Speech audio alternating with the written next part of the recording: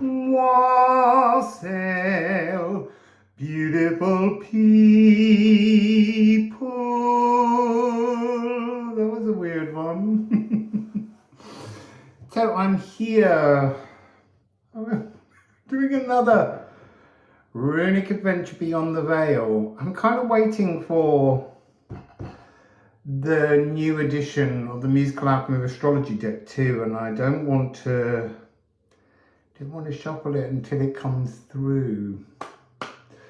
And I love doing these so much. I'm really enjoying tuning in to these wonderful spaces of remembrance that we need to remember.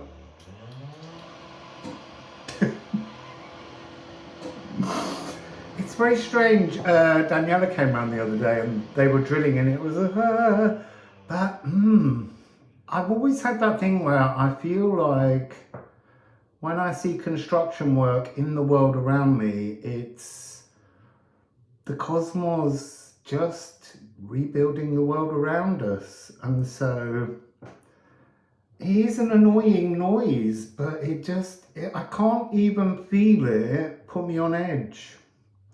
So maybe there's something in the message today about being centered. I don't know, let's find out anyway. So Poi Poi, he's not on me, but he's in me. That might be the message as well. You see there, I'm getting this message then, I'm in alter your altar is what I'm hearing. Alter your altar. So, you know, in ancient, that's interesting. In ancient Rome, when Catholicism came along and they were trying to replace the many gods with the one God, every household had a house altar with their house gods, and some were more stubborn to remove. But it was almost like one religion was trying to alter the altar of another. But the message here is alter the altar within.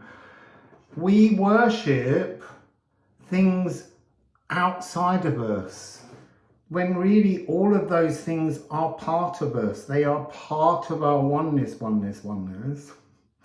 So alter your altar. By worshipping something external from you, you are creating a barrier between you and divinity. You have to make your worship begin with self-love, because then you're actually worshipping a divine creation, you. Okay, let's go to the cards anyway. It's interesting, that's been an energy that in my readings has been talking about something that's transforming, Knight, which is the symbol of sigil but blocked. And it hasn't come out in any of the readings, but there it is, sitting on the bottom of the deck, all proud of itself. So, oh my goodness, we're 3 minutes 44 in. And I haven't pulled a single card for you beautiful people. So, Poi Poi, my boy, within and without, what's your message today? We would like to go to a dimension and remember and learn something, please. Come on, inspire us. Single card.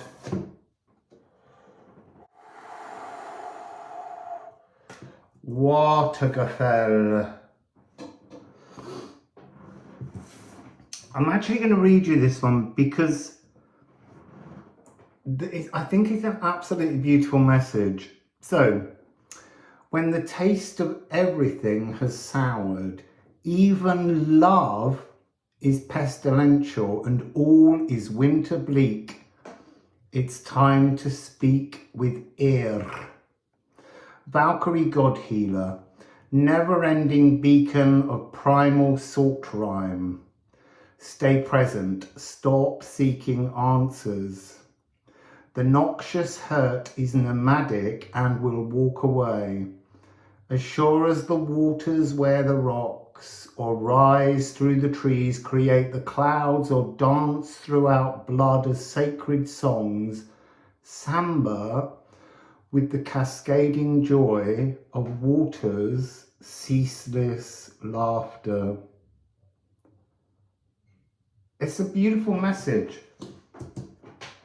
So air is the resurrectress, Valkyrie, but she heals.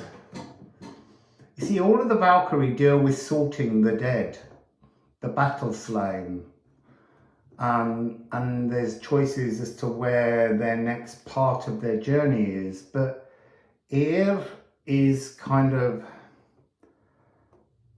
she's the healer of the deities almost. So she's the cosmic healer. So I'm going to actually get some ceramics on air.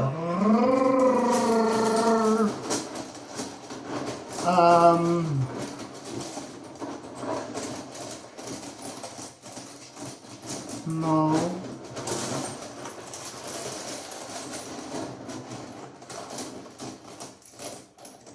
Oh, that's interesting. They're going all the way up through my hand.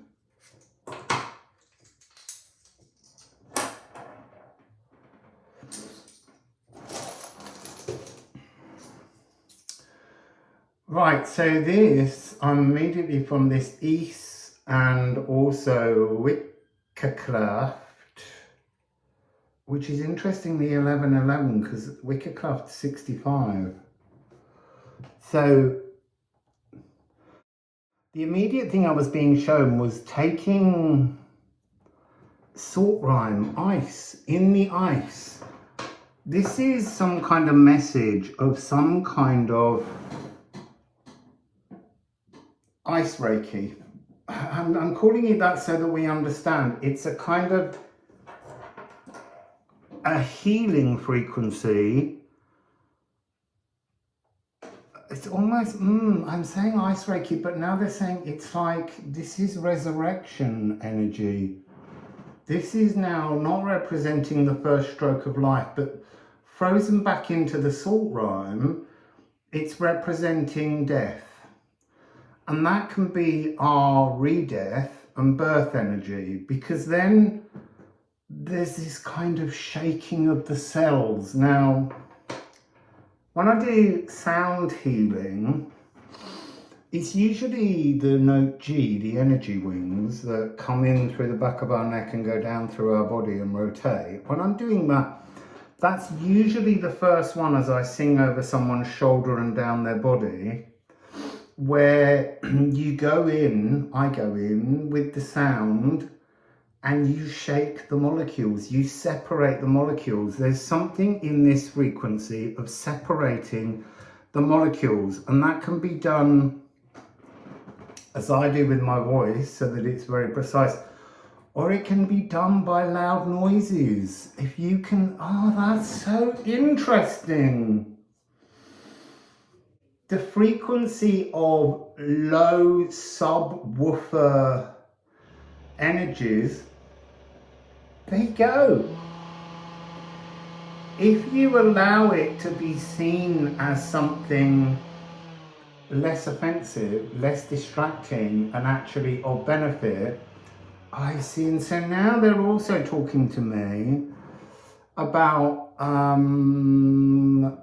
cosmic acupuncture or shiatsu.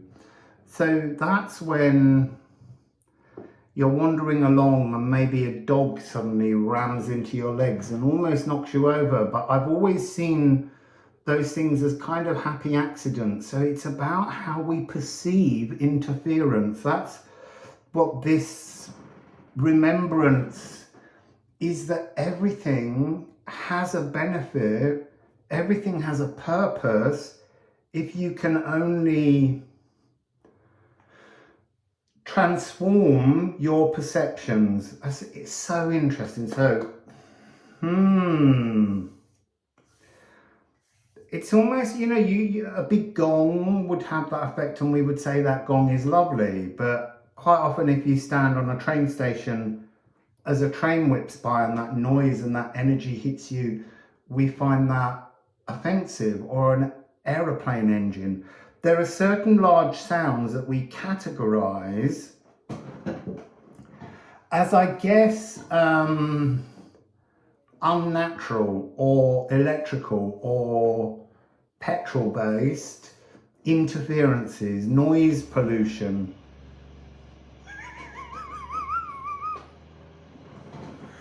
Seriously, they're the divine builders today, because they're the siren answering the messaging. So yeah, it's all sound, regardless of how it's made, is divine if you can just let the sound in. You know, there are times when certain sounds go on too long and you start to get irritable again.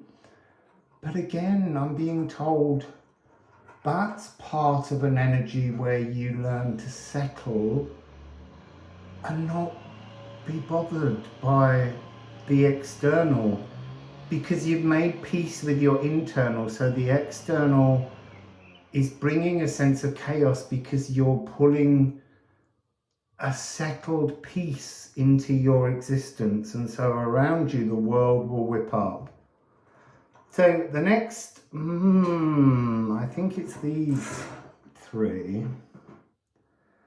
We have 57 Gutten. It's upside down, and it's really interesting because it's like, it becomes upside down, the H shape of Hertecker with a stung rune inside it. Change your perception of pain. Change your perception of trauma. I'm going to sneeze, I think. There's a lot of dust out there today, though. Oh my goodness. Ophalagu, the energetic cape of healing, and then Liffruma. So I want to show you these two in two different ways. So this is how they came out. Yeah, that is right.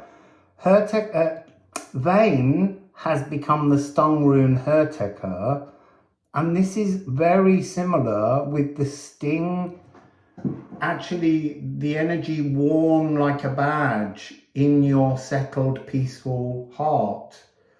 But even if you turn this up the right way,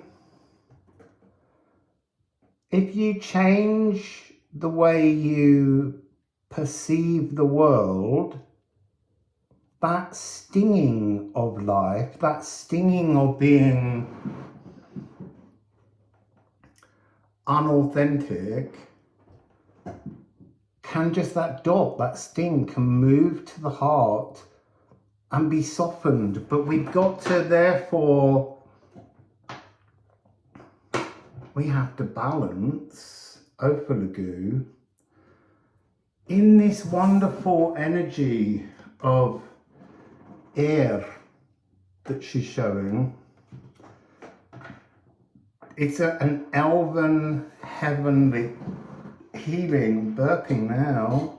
Everything's coming out. It's like, this is an energy to focus on air, Valkyrie, goddess of healing, in her realm, in her space, by calling her inside your altar, you will begin to shed pains and traumas. Why wouldn't you do it? I'm going to go and do it. When I've edited this video together, I'm going to go and lie down and call air in here. So we've also got here the harvest, year, gear, jeer, however you want to pronounce it, with, oh my goodness, here is hurt echo. So we had this. It's wrong one, wrong one, wrong one. And now that it's come like that, it's pointing out the reversal, the mirroring of hurt. Hurt hurts when it happens. It's absolutely, genuinely traumatic if you allow it to be. And there's nothing wrong with allowing it to be. That's part of a process of dealing with that hurtful emotion. But at some point, you have to turn that energy around, because just remembering it, remembering pain, remembering trauma is doing you a disservice, because it's no longer genuine. It's just a memory. It's not the real thing. And I don't know how long that takes in terms of how it moves. It's a huge cloud of dust from the bricks that they must be slicing through.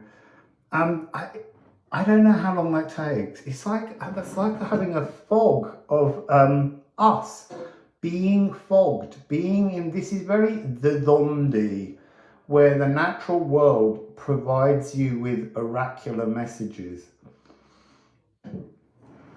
So yeah, how long it takes for you to clear the fog. I see, and now I'm being reminded of,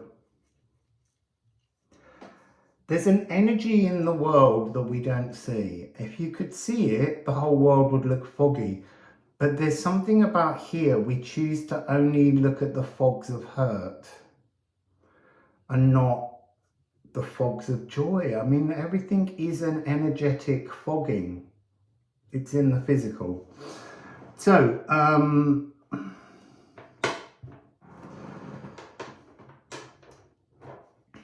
yeah, you see, now they've shown me another message as I've fiddled with it. Oh, I'm really warm. So, this is the harvest, the thing that you haven't managed to bring in yet, that's a promise. And then there's heartache. All the while your heartache is in front of this, you won't receive, you can't receive. And so somehow you need to put this behind you. You need to surrender this. You need to say, I've learned all I need to learn about heartache, and it's time to change my perception of the heartache and bring it into bliss, comfort, joy, wonder, to transform how you think about pain. And that will open this energy. I need to shuffle the deck one more time. Actually, let me just put these back in the order that they came out in. I've only got one card on the table. If